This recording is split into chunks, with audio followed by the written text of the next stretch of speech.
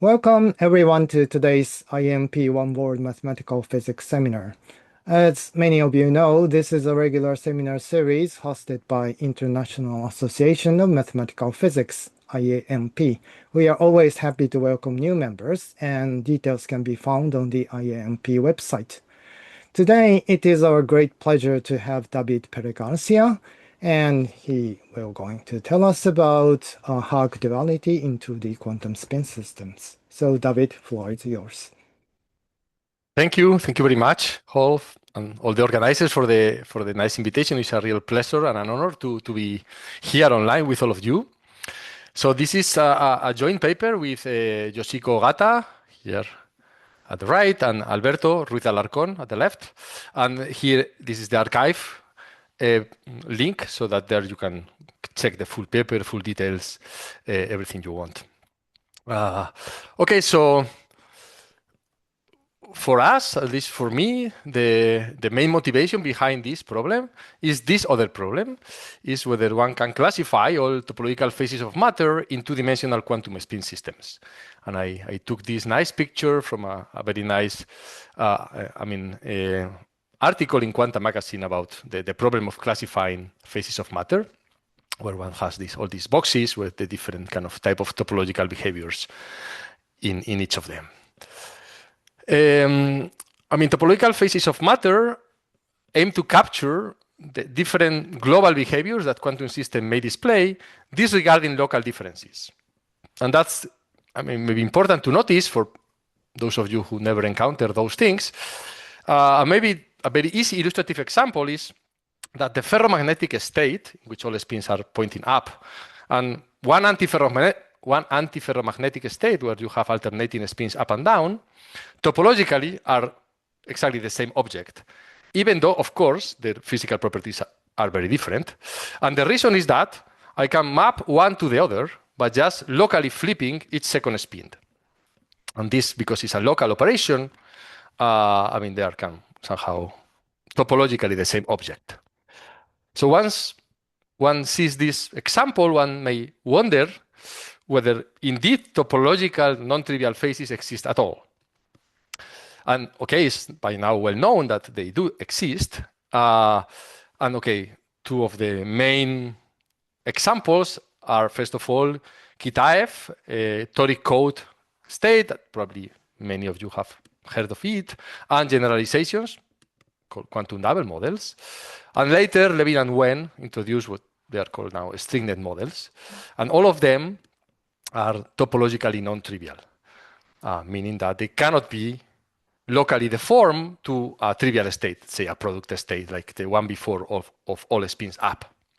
And later, several authors did slight generalizations of these examples. Again, I'm just restricting myself to 2D. In 3D, there are many more exotic examples, but in this talk, I will focus just on 2D.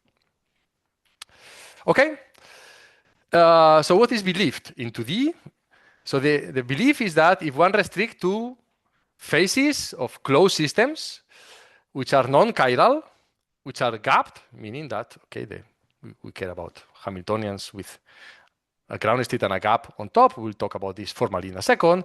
And short range, then all these boxes, all these different phases, can be represented by these stringent models or some of their slight generalizations.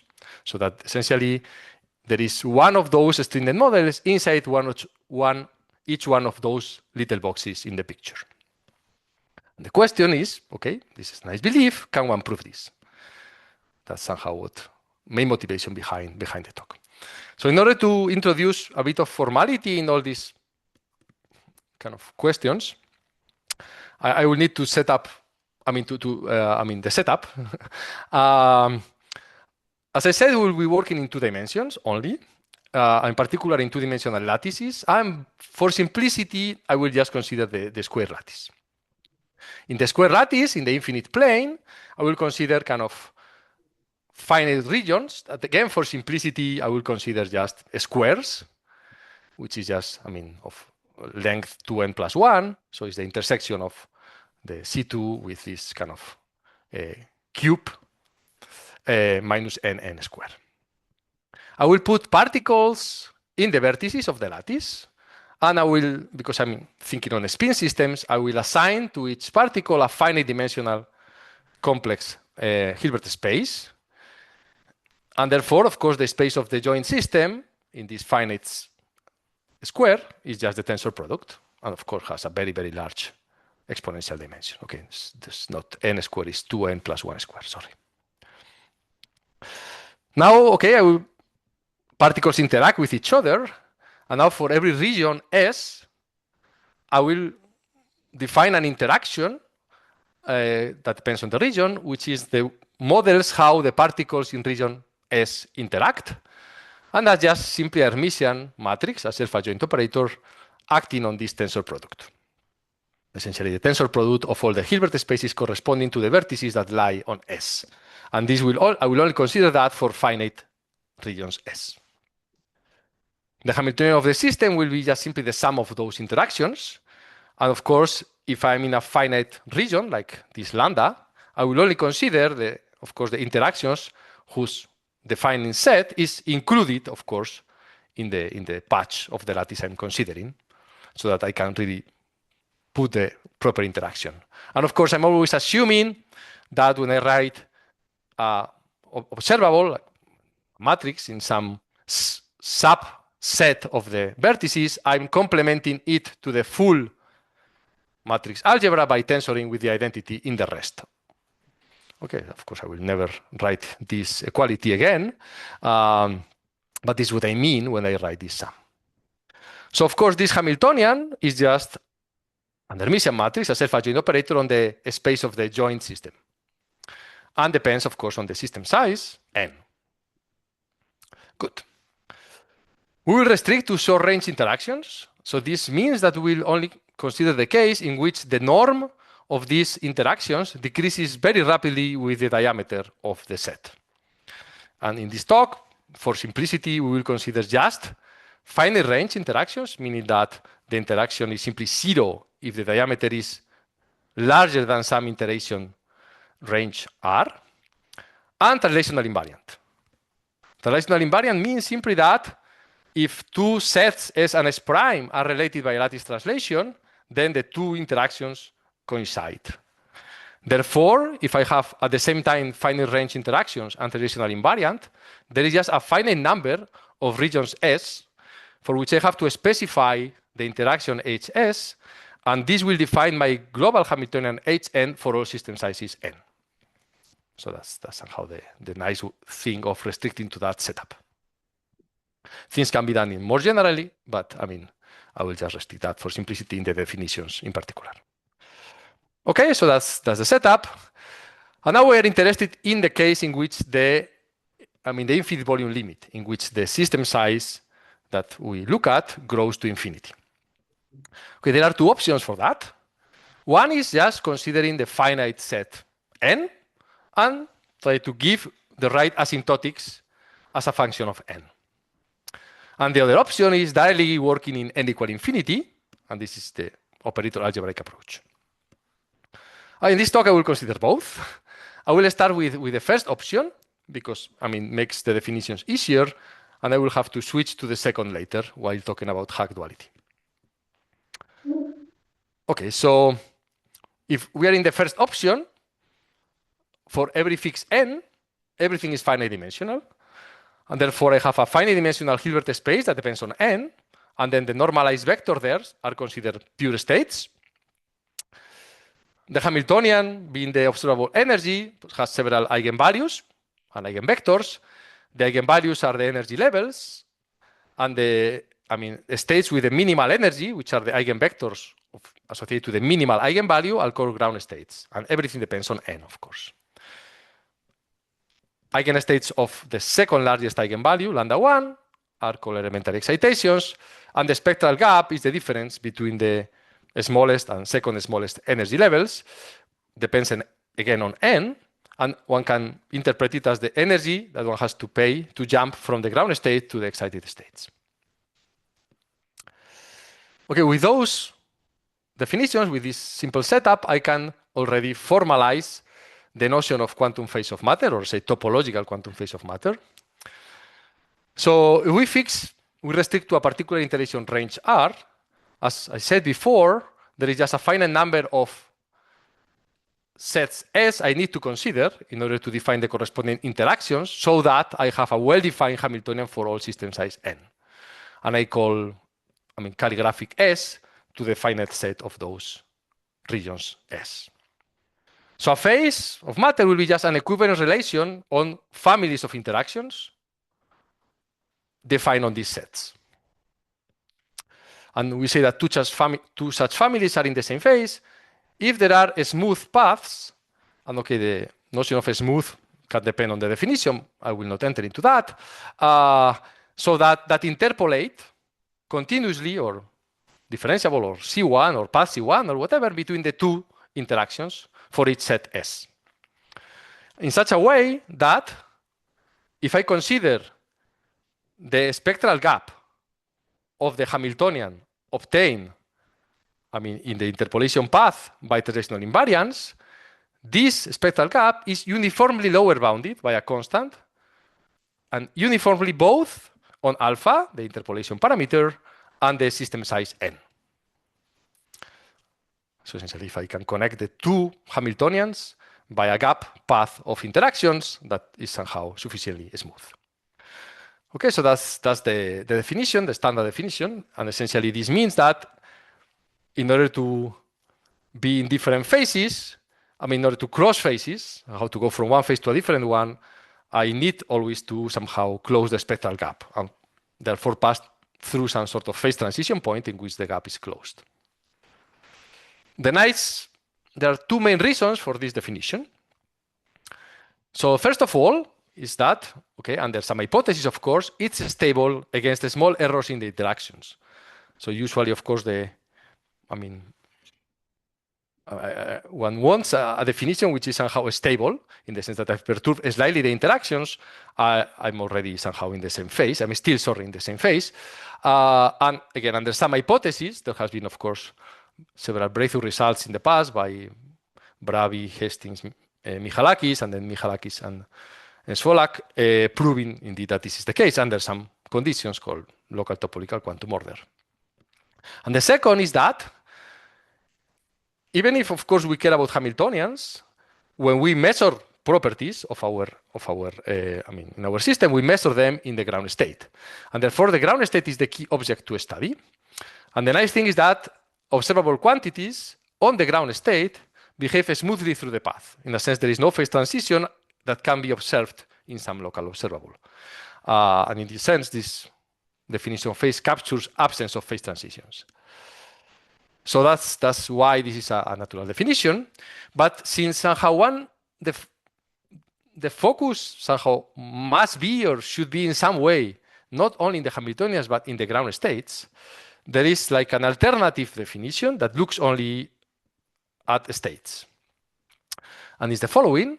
Again, we start with interactions so that we talk about ground states. But as you see, the definition doesn't look at the interaction themselves, look at the ground states. So we say now that two families of interactions are in the same phase. If there is a quantum circuit of depth polylog n, so that I can map one ground state, so the ground state of one of the systems to the ground state of the other one, by this quantum circuit with an error that vanishes as n goes to infinity. So essentially, I can change, as in the original example of the ferro and antiferro state, I can change the properties of the ground state from one to the other by acting in a quasi-local sense, meaning that I have to act only with circuits, so with local unitaries, but with a very short depth. And okay, this definition is implied by the previous one via the quasi-adiabatic evolution or spectral flow result. Good. Okay, so that's with this. Yeah, David, please. so are you saying that the two definitions are equivalent? Or... No. I'm only claiming one implication somehow. Yes. Okay. So if two states, if I can have a gap path of interactions, then by this quasi-adiabatic trick, this is also true. But the reverse implication is much less clear. Okay, thank you. Good. Okay, so Okay, so the question we would like to ask, back now that we have more or less defined in a more or less rigorous way what is a phase of matter, we go back to our motivating question. Can we classify all topological phases of matter in two-dimensional quantum spin systems? Okay, this question indeed can be divided into two different questions. One is which are the boxes in the classification? And there are several ways I can describe the boxes. I can describe them by some sort of invariants of the phases, or by some representative of the phases, or by several possibilities. But indeed, I'm asking just for a description of them, a complete description. And then the second question is, okay, now maybe I'm given a family of interactions, and I would like to know in which box is it. Okay. And in principle, there are two different independent questions. Okay, so as for the first, I have already mentioned that the conjecture is that these boxes in two dimensions, spin systems, non-chiral, etc., are represented by these stringent models. In the second, I mean, it's interesting, there has been a very nice recent paper by this gentleman proving that this question is hard. In some sense, I mean, it's quantum computationally hard. I can give you a bit more of information about that at the end of the talk if you care about it. But indeed, I have even a much stronger conjecture. My conjecture is that this question is indeed undecidable. But that's something that, okay, I don't know how to prove, but I would find it very interesting if it's the case. In any case, in this talk, I will totally neglect the second question and just focus on the first question. Or let's say, the things I'm going to try to explain are motivated by the first question, not by the second one. Okay, so there are two main approaches for this conjecture. I mean, how to try to prove this conjecture that these boxes, all the phases in 2D are given by stringent models. So the first approach is what is called the entanglement bootstrap approach. The idea is that one assumes that in each one of the boxes, there is a representative which is somehow a renormalization fixed point with a definition like it's not a formal definition, but like a heuristic definition. And then, okay, one might conjecture that renormalization fixed points must have a very particular type of restriction on how the conditional mutual information behave in different partitions of the system. In particular, it's equal to 0 in different type of regions. This is called the bootstrap hypothesis. And then a sequence of very interesting results culminated on this theorem by Isaac Kim and Daniel Ranard, proving that if a state fulfills this entanglement bootstrap hypothesis, then it is in the same phase of a stringent model.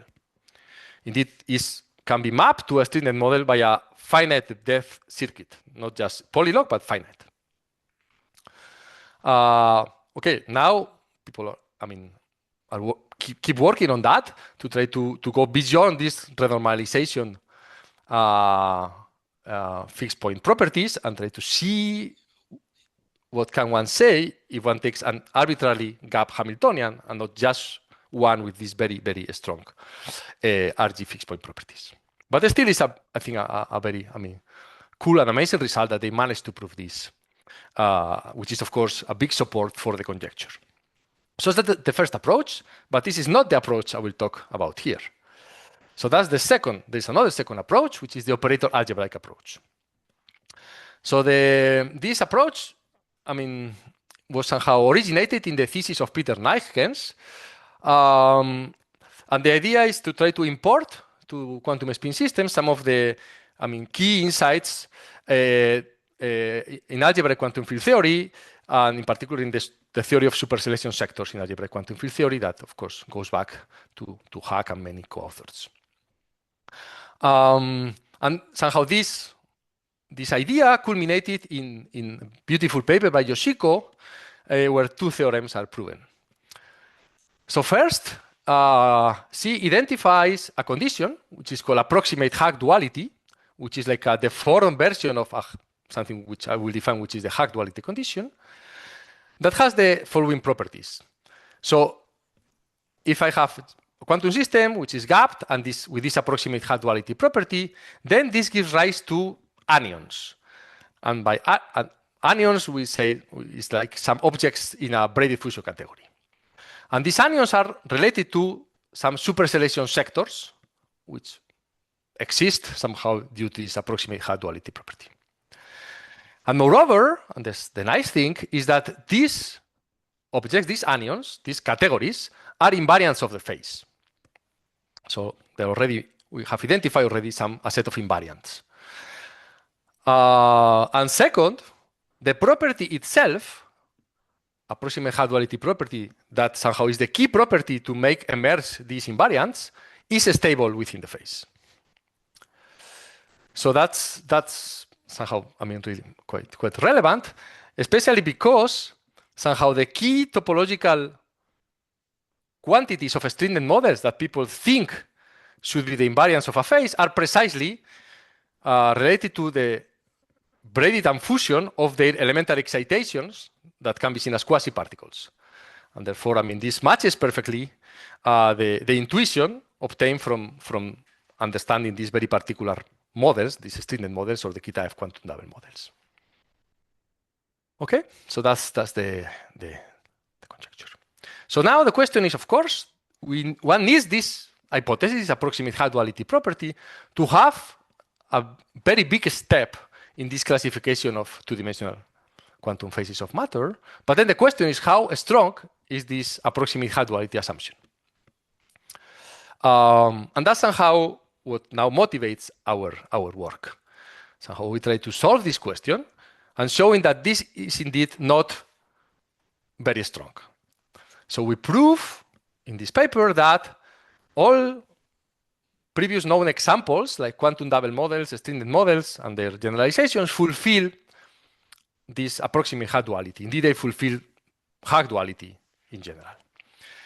But because Yoshiko proved that this approximate Haag duality is stable within a phase, and these objects are examples of all the known phases, this implies immediately that all known states, which are ground states of gap Hamiltonians in 2D, non-chiral ones, fulfill approximate Haag duality. So essentially now, all known models have the property. And before our work, somehow this was only proven for abelian quantum double models. And this paper, first for the toric code by Peter, and then for all abelian quantum double models by Fiedler and Peter Nijkens in 15. So that's more or less how it's kind of the motivation of the question we try to address. And now we can focus on the theorem. That's okay. Sorry. So we'll focus on our theorem. Of course, in order to understand the theorem and the idea of the proof, one doesn't need any of the motivation. But I think it's interesting to motivate why we are thinking on the question. Okay. So good. Okay. Okay, so in order to define Haag duality, one needs to go to the operator-algebraic framework of quantum spin systems, so working directly on the thermodynamic limit, on the case n equal to infinity. In this case, we consider a two-dimensional two-dimensional square lattice, the full lattice. Again, for each lattice side, there is a local Hilbert space dimension of finite dimension, and therefore one can define the algebra of observables as simply the matrix algebra of dimension d times d. And this is the matrix algebra of a single side of the lattice. Now, for a finite region, the algebra associated to the region is just the tensor product of the algebras, where I only tensorize the elements in the set. By tensoring with the identity, as we did before to define Hamiltonians in the smaller and larger patches, if I have one region inside another one, the algebras are one included into the other one. Simply if I take this algebra, I tensor with the identity elements of sigma 2 which are not on sigma 1, and this is this embedding between the algebra in region sigma 1 into the algebra of region sigma 2. And then by taking an inductive limit, I can define and the closure, I can define the quasi-local algebra of observables on the lattice. This is a C-star algebra, and now a state is just a positive linear functional that is normalized, maps the identity to 1. That's it. Good. Haag duality is somehow a property of a state, and the place in which it enters is via this genus representation. So the idea is that once I have a state, if the state is pure, I get an irrep from the quasi-local algebra into the bounded operators of a Hilbert space, which is just the genus representation. And okay, I think you all know the properties. Good. Okay, so once I have the state, that I will always assume to be pure, because that's the case in our situation, this defines a genus representation pi, that usually I should put pi sub omega, but I will not, because omega will be fixed all the time. And now I can define Haag duality. We'll be caring about Haag duality for cones. So we have a cone in the plane, given by C and the complementary cone. And now, by locality, I mean the tensor product structure I have in my quasi-local algebra, every observable which is supported on the complementary cone commutes with every observable supported on the cone, simply because they live in different tensor products. And this implies, going via the representation, that once I work in the representation space, the algebra of the complementary of the cone is contained in the commutant of the algebra of the cone after the representations. By taking commutants again, I get that this bicommutant is contained in this commutant. And then the Haag duality property is that this is an equality. So I have Haag duality for cones if for every cone this is true. So this inclusion is indeed an equality. So in a sense, Haag duality is like a maximality with respect to the locality principle. So this inclusion is just comes trivially from the locality principle, the fact that they have tensor products. And of course, this gives me a commutativity relation. And this Haag duality is a maximality condition. So that's the definition. Good. Okay. Haag duality, as I said, had its origin in algebraic quantum field theory, but in quantum spin system, it has been used as an assumption in several other works. For instance, in order to characterize, I mean, as I said, once you have Haag duality, there is somehow a nice theory of superselection sectors in which and there is an emergent braided category, braided fusion category out of them. Assuming Haag duality, there have been some nice papers proving that this category indeed coincides exactly with the expected one associated to the corresponding topological models, and the expected one is the category associated to the braided and fusion of excitations of these anions looked at seen as excitations, which are kind of quasi-particles that can diffuse and braid. So in the end, this shows, and that's very nice, and indeed I think there was a talk by Alex Bols not that long ago in this seminar proving the same for stringent models, that indeed this superselection sector approach gives exactly the expected invariance for the phase. But it gives much more because already has been proven rigorously that these things are really invariants of the phase by Yoshiko. So, okay, in some of those constructions, Haag duality is needed as an assumption. And now that we prove it, it's not an assumption anymore. It's just a fact. Second, there is also a very nice paper by, all these persons. So proving that Hall conductance is quantized in an infinite plane geometry. And the key insight, again, in order to obtain that is Haag duality. And there is an assumption, simply an assumption. And also there is a whole kind of sequence of works by Louis Stottmeister, Werner, and co-authors trying to extend quantum information theory, which is usually fairly dimensional, to the von Neumann algebra setting. And in their case, also Haag duality is an important assumption. Okay, but so far there were not so many places in which one could really prove Haag duality. Okay, so that's then our theorem. I will devote now the rest of the talk to try to give an idea of the proof.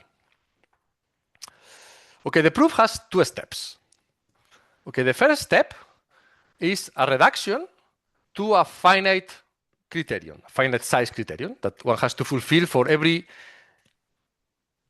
finite but arbitrarily large system size. And this is somehow the property. So if this property is true, then one has Haag duality. The property is the following. For every cone, And for every observable inside the cone, there is another observable outside the cone and somehow next to it, so that if I start with the ground state on a large region lambda, but finite, one ground state there. I apply this observable theta A in this region, inside the cone. And then I apply the projector onto the ground space of the cone intersecting with lambda, so on this big region. Okay, so I have the ground space everywhere, some ground state. I apply an observable inside the cone, and then I project onto the ground space in a larger region, but also inside the cone. Then, by some kind of magic, this transferred to the other side. So there exists an observable at the other side, so that if I do the same in the complementary cone, these two things coincide. So in a sense, I can observables at one side emerge at the other side if I sandwich them in between the ground space globally and the projector onto the ground space in the cone. So that's the key step. So that's a reduction to something which somehow doesn't need commutants by commutants. It only needs ground states, projector onto ground states, and things like that. Okay, so that's the step one.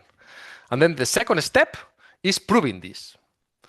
And for that, for all the models, so quantum double models and string net models, we will use for that the tensor network description. And I think one thing I particularly like of this work is that, I mean, it seems that the tensor network description is crucial. And the reason is that in order to go from the left to the right or vice versa, in order to essentially show that this observable emerges at the other side, we will show that both things are equal to some sort of virtual observable that happens in the link. And the nice thing of tensor networks is that this link is a mathematical object. It's an object that exists already. And I will try to give an idea of how the proof goes. Okay, so that's more or less the sketch. For the rest of the talk, I will only show how to prove that this holds using tensor networks. The fact that this implies Haag duality, I mean, it's quite technical using operator-algebraic techniques. So I think it's kind of less maybe appealing for a talk like this. But proving that this indeed holds for tensor networks, I think is, it's nice. So again, to avoid unnecessary technicalities, I will prove it only for Kitaev quantum double models. The general case follows exactly the same type of ideas, but they are much more technical. And it requires this joint paper we have with many people, in which somehow we show how string net models can be represented as tensor networks, where the tensor networks themselves come from representation of C-star Wychoff algebras. But somehow the nice thing of Kitaev quantum double models is that one doesn't need Wychoff algebras and one just needs groups, finite groups. So they are much easier to understand. Okay, so let me then show how to represent the ground state of Kitaev's quantum double models, like toric code and generalizations for non-abelian groups, with tensor networks. And I think that's pretty simple. For that, I need some tensor network notation. So let me just do the one-dimensional case, the matrix plot state case. So I have this graphical notation. The arrows simply mean this A is a linear map that goes from the arrows that go in, this is the input space, and the arrows that go out is the output space.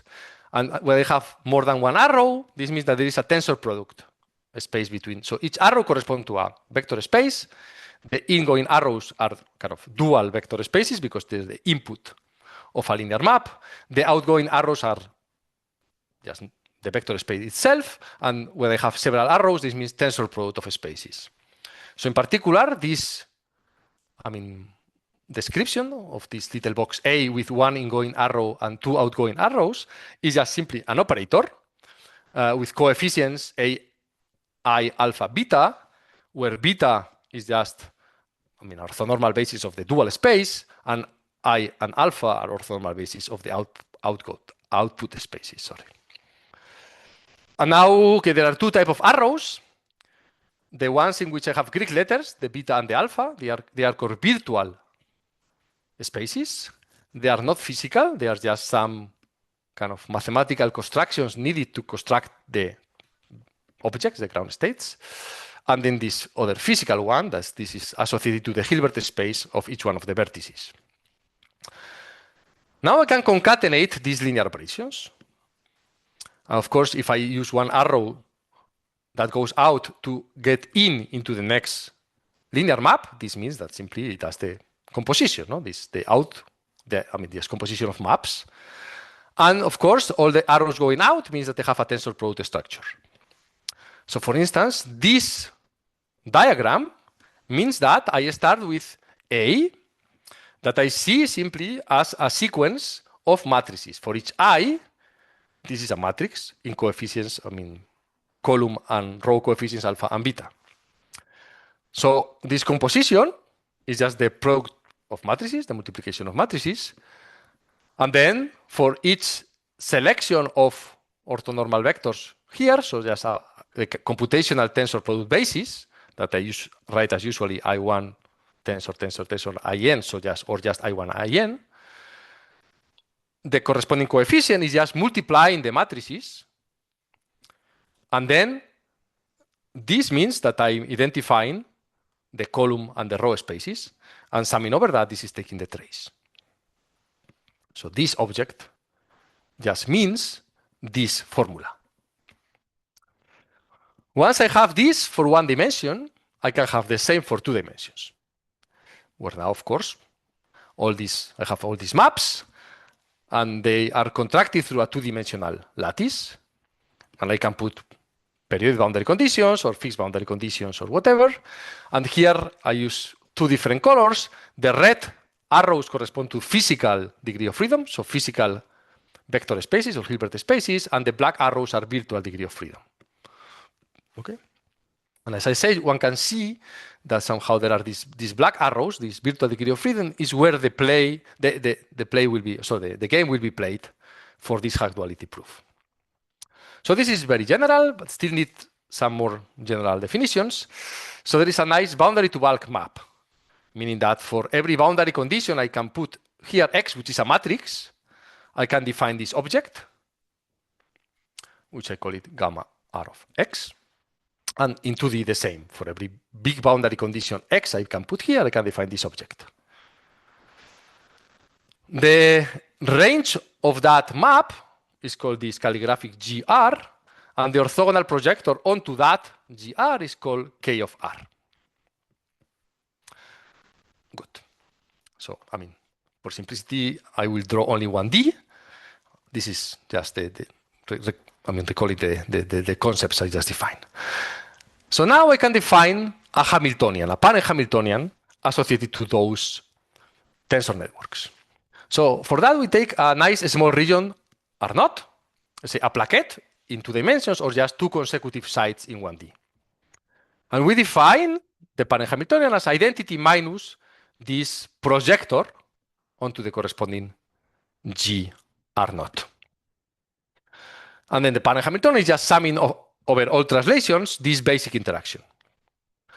Nice thing is that H is frustration-free, meaning that each one of these, of course, by definition, all these objects are semi-definite positive because they are just orthogonal projectors. Summing over them is semi-definite positive. And therefore, if all of them give 0 energy to a particular vector, to a particular state, this state is in the ground space. But by the proper definition, the definition itself, being 0 in the interaction is the same as being invariant under this K R0. But by the very definition of this K R0 as the projector onto the range of this map, this is true. And therefore, this is true. And therefore, my Hamiltonian has the tensor network as ground state and is also frustration-free, meaning that the state that minimizes the global energy, minimizes also each one of the local energies. Okay, that's the construction. But of course, this is just, a Hamiltonian. Okay, it's easy to find a Hamiltonian with a particular ground state. I can just take the Hamiltonian constantly 0, and it will have any state as ground state.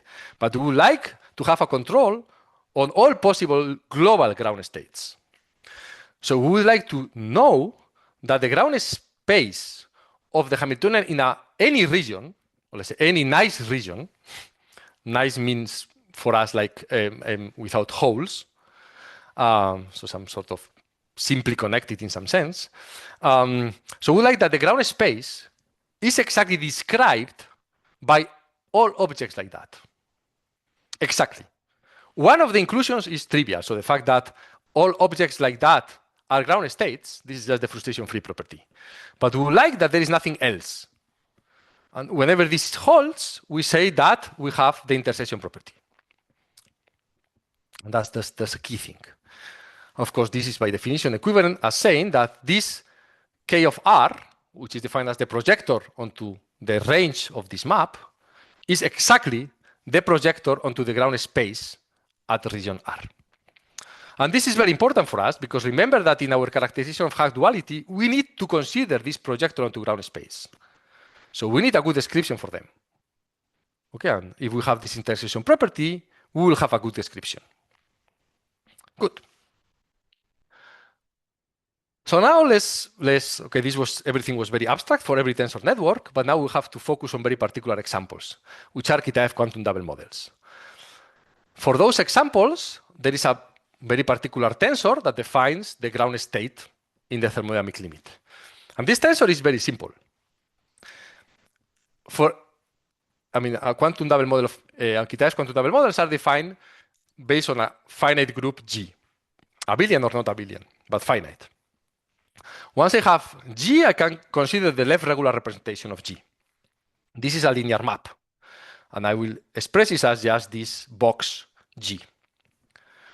Now what I do is I consider this tensor where the red part is all the arrows inside the circle, in the tensor product of two ingoing, two outgoing arrows. This will be the red arrow. And the outgoing, the arrows going outside the circle are the arrows going outside the circle here. So now I can, if I give a formal definition for this tensor, this will define a state on every system size. And this tensor is just this object. It's just 1 over the size of the group, the sum on all group elements of this tensor product of left regular representation of G, G, G minus 1, G minus 1. Okay, this can be seen abstractly as taking the Haar integral in the group algebra and then doing a co-multiplication with some antipodes. And here, there, for those of you who know a bit about Hopf algebra, so with Hopf algebras, one can see how to generalize these Bijon groups. But for now, this is groups. Okay, and this is the tensor. This tensor defines a state. This state is the ground state of Kitaev quantum double model, and that's the state for which we want to prove Haag duality. So in order to simplify the pictures, I will go to 1D. So this is the 2D picture. So there is, of course, a one-dimensional version, which is this. And now, of course, the tensor A here is just this tensor. It's the sum of G of LG tensor LG minus 1. This is LG, and this is LG minus 1. And these are the virtual degrees of freedom, and these two are the physical degrees of freedom. And therefore, my MPS, my matrix state, is this object, where this local tensor A is exactly this tensor. And this is the left regular representation. All the proofs I'm going to do are in 1D, but the same proofs, exactly the same proofs are true in 2D. No change at all. It's simply that diagrams get a bit more crazy because you have to do 3D pictures instead of 2D pictures. Okay, so the key property we need is the pulling through property, which is a property that simply comes from the fact that this is a Haar integral. So if I have this tensor given as this sum, and I take a particular group element G, and I apply here and here the left regular representation of G, this left regular maps at the other side. And this is simply true by relabeling the group elements here. Same is true in 1D. Okay? Okay? That's same is true. And this is totally trivial. Simply by relabeling the way I call the group elements, this is true. So now, the key property we need, as I said, we need to consider like projector onto the ground spaces. And the nice thing is that in those models, the parent Hamiltonian can be expressed in terms of the very same tensor, the same A. This very same A also defines the Hamiltonian. And the idea is that one can prove, and I will show the sketch of a proof, that this object, as a map from below to above, is exactly this projector onto the ground space in region R0. And then, as I said, the parent interaction is just identity minus that. So let's see it. First of all, we have to see that this lives invariant the tensor network, in this case, the matrix product state. For that, I consider the matrix product state as a long chain, but I only focus on the relevant part, which is what is here. And now I look at this thing here. Because A is this Haag integral, and the Haag integral is a self-adjoint projector, A daga, which is what I'm putting here, is the same object. So this is also represented by that. Good. So then I can plug this equation both here and in the next size. And I have the sum of G and H, GG minus 1 here, H minus 1 here. But now this is the trace of HG minus 1 with the left regular representation by orthogonality relations. This is a delta. And therefore, the double sum arrives to a single sum. And simply by stretching the arrows, I get exactly this equation. But now, by what I said before, if I have a G at one side, I can pull through to the other side and to the other side, and it cancels the G minus 1. And then it disappears. And I get exactly the same object I started with. So if I apply this operator to any tensor network having this A, and whatever later, the whole thing is invariant. So this in particular implies this property. We have shown that this T leaves GR invariant, clearly is self-adjoint, and clearly the range is GR because the range lives here. A similar proof shows that it's a projector, and therefore is exactly this projector. So I have shown that the same tensor defines the parent Hamiltonian by identity minus this tensor here. Good. The same proof shows that for every region, the projector onto this GR space, which we call KR, is given exactly by the same type of structure. Doesn't matter if it's 2, 3, 4, 5 vertices. So now we have to show that terms commute plus intersection property. Of course, if we show that for nice regions with nice over union, we have this equality, clearly this implies that these two interactions, KR1, KR2, commute, because of course we'll give the same thing afterwards. But this also shows the intersection property, because exactly what we want for intersection property is exactly this equation. And the proof is again the same. I do KR1, KR2, and I focus on this middle tensor. I open it as before. But now this G here can be pulled through this whole loop here to cancel this G minus 1. And if I do that, the sum disappears. And by stretching the lines again, I have exactly that, which is KR1 union R2. So I have all the things I know. All the things I want. I know that I have commuting interactions with the intersection property. I have a good description of the projector onto the ground space of every nice region. And that's all I need to prove Haag duality.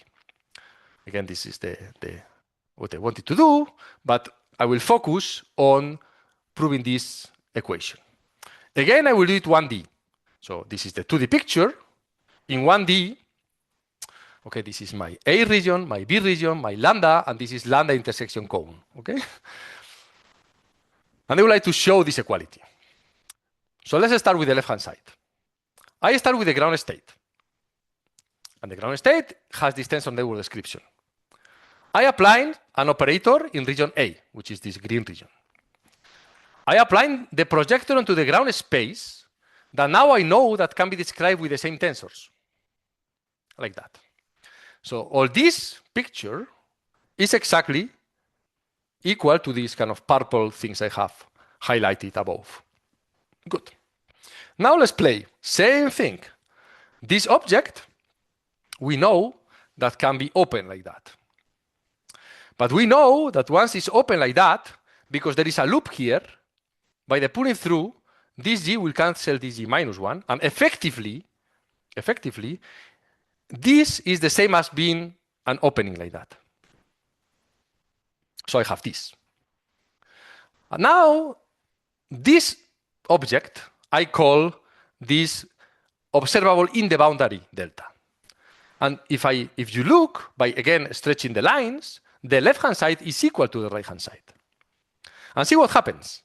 The observable that leafy day, after being sandwiched between the ground space and the projector onto the ground space, becomes an observable, some operator that lives in the virtual degree of freedom between the two regions B and A. So this is localized exactly in the virtual degree of freedom that cross the cone. But this is virtual. This only makes sense if you have a tensor network description where this object, this virtual space, exists. But once I have this, I can reverse the argument and obtain the same thing at the other side. So by putting everything together, I have proven the above equation. And okay, that's the idea of the proof. As I said, for the Kitaev quantum double models, the same proof exactly without any change works in 2D. But for stringent models, same ideas work, but I would say arguably much more technical, but with the same philosophy behind. So what I have shown to you is that quantum double models with Haag duality, I give you a sort of almost complete proof, which comes from a reduction to finite sizes. This I didn't show how to do, plus using the PEP's description of quantum double models that we did in this very old paper. And as I said, the PEP's description, the tensor network description, is useful. So in the game is played precisely in this virtual degree of freedom. And as I said, the general case is following the same ideas, but instead of using this tensor network description in this old paper from 2010, we need this new description in this more recent paper to cover kind of the general case. And that's all. Thank you very much for your attention. Thank you, David, for the beautiful talk with perfect motivation. And yes, the motivation part was also very nice. So are there any questions or comments? Can I start with something technical? So in this 1D case, so this theta B, which exists, is basically the same thing as theta A. Is that correct? Yeah, in a sense, yes, but at the other side. For this very particular case, for the stringent models, things are a bit more subtle, but in this case, yes. Yes, in this case, you from theta A, you construct theta delta at the boundary, and then you want to make the same thing, then you basically do the same thing on the left. But what you really want to do is the 2D case. So then it must be in this exist theta B part could be, I imagine it could be more non-trivial. Yes. For quantum double models, for this group case is essentially as easy, more or less. But for stringent models, no. For stringent models, one has to work more here. Because for these quantum double models, somehow there is nothing strange happening in this boundary here. But for stringent models, you have things not trivially happening here that you have somehow to capture at the other side, and that's harder. But that's a technicality. Okay, but anyway, you prove for any theta A there exists theta B. Yes. So it's the proof is not really constructive, or it's kind of difficult. Yeah, no, but it's pretty explicit what we do. Yes, in the paper, it's very explicit. So we construct theta B explicitly. It's explicit. Okay. Yes. Yes, it's totally explicit. Yes. Good. Any other questions? Oh, yes, please. Yeah, Fernando, please go ahead. Hey. Hi, David. Thank you very much. Beautiful talk. I see that the main technical part is based on this tensor network approach. Do you think, or maybe you know somebody interested in doing a proof of Haag duality in quantum field theory? You don't have these networks, and still you can prove it. Do you think that a direct proof without tensor networks could be possible, or people interested on that? It's a very good question. Yeah, unfortunately, I don't know what to answer. No, it's too recent. I mean, that's 25, so probably it's too early to ask this question. But in other frameworks, Haag duality is also super important. DHR, for instance, and there you don't have this beautiful language, so it's then Yeah, take it as a no, thank. It's a very good question indeed. Yeah, we can definitely. I mean, you are an expert on algebra quantum field theory, so I'm happy to discuss with you at some point if you want on whether this yeah, can be sure. extended. Yeah. But then I never thought of that, unfortunately. So I don't have. Yeah, sorry. But it's a very beautiful question. Yes, definitely. Yes. Thank you. Good. Any other questions, comments? Also, can I ask a more stupid question? So, it's Haag duality something we should always expect? Or are there any counterexamples of quantum models which does not satisfy Haag duality? It's a very good question. Probably there are. I mean, probably there are counterexamples. But yeah, I would guess there are counterexamples, but maybe if you restrict to traditional invariant systems and things like that, I don't know. It's a very good question. For instance, yeah, I would like to know whether, Haag duality can also be fulfilled in situations where you have like chiral modes, like kind of more like whole quantum Hall states and things like that. And I must say, I don't know what is known, what is expectable, because somehow all this entanglement bootstrap approach is very much restricted to non-chiral. But the Haag duality property itself, or let's say approximate Haag duality, let me say more approximate Haag duality, I have no clue if whether maybe this could also exist or be true or in all these kind of chiral non-trivial gap models, but also in the bulk, but also with gapless excitations. I don't know. I mean, But even for in 1D, probably this is ah, basically not meaningful, but if you take MPS, but you cannot play the same game in general MPS, right? So do no. you expect something like this in general MPS, or there can be easy counterexample? Maybe you have some sort Mm, of symmetry mm. breaking Uh-huh. situation. Maybe there are counterexamples. Okay. Again, Uh-huh. probably I'm not the right person to ask about Mm. what is known about Haag duality, because somehow Mhm. this paper is my first encountering with Haag duality. Okay. But so maybe not the right person Mm, to ask. But I. mm. You're the right My person to feeling ask is here. my Yeah. feeling is that in 1D, Haag Mm. duality is very much related to this split property, and then Hmm. Oh, maybe yes. maybe Oh, maybe yes. then Mm. is you have like symmetry breaking and these type of Mm. things maybe, Okay. but Uh-huh. I'm probably not But the if right you, person to ask. mhm, Maybe mhm. Yoshiko or Okay. yeah. Yeah, she should Okay. know. I'm really Mhm. sorry, but it's a good question. I mean, which type of examples, Hmm. let's say in 2D, do not fulfill by one or other reason Haag duality, and try to Mhm. understand why not, and maybe Mhm. how, Mhm. which is the effect of that. Yeah. Okay. So, any other questions? It's still before. Oh, it's okay. Now it's 12, so it's Wednesday here. But yeah, we welcome more questions and comments. So you talked about 1D as an example to show your method, and your real target was in 2 dimension, but can you treat higher dimension? Or is it meaningful Yes. to? No. Yes, the thing is, it's unclear whether this Haag duality for cones has any relevant meaning in 3D. Okay. In 2D. But yeah. Okay. The proof, at least for this type of, Okay. I mean, stringed models in 3D is unclear even how to define them, but quantum, I mean, the toric code, you can define the cubic code, all that, 3D toric code. And I think the proofs for groups should be really the same in 3D. But what is less clear is the relevance of the definition itself. Yes. Okay. Any questions?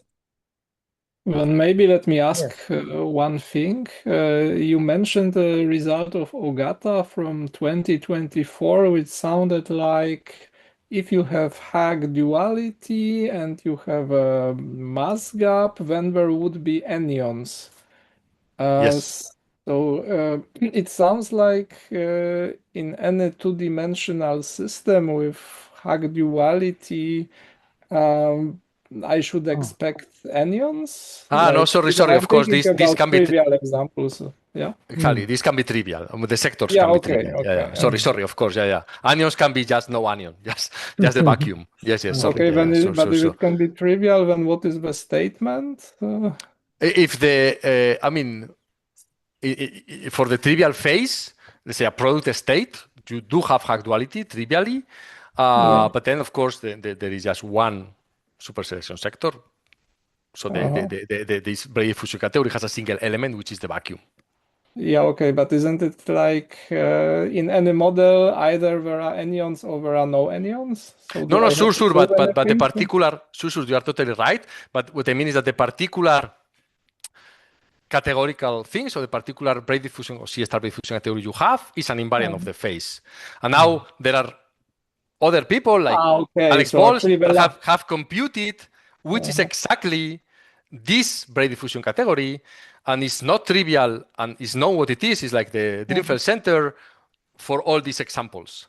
But in some of these results, they need Haag duality as an assumption. Okay, so now,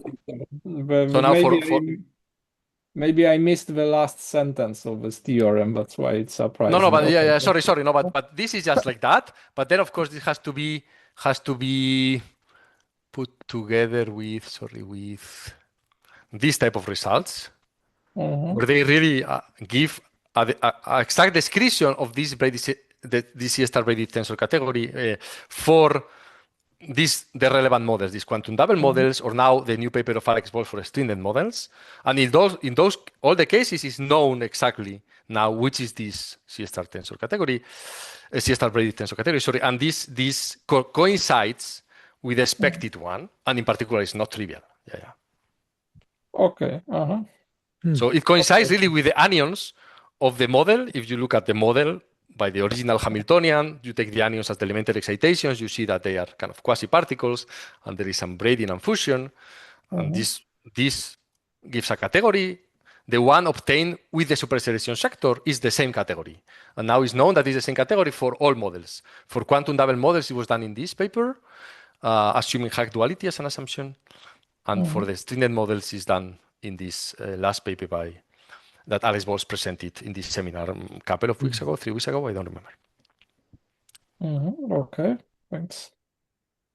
Okay, any other questions, comments? Okay, if not, let's thank David again. Thank you very much. Thank you. And let's stop the recording.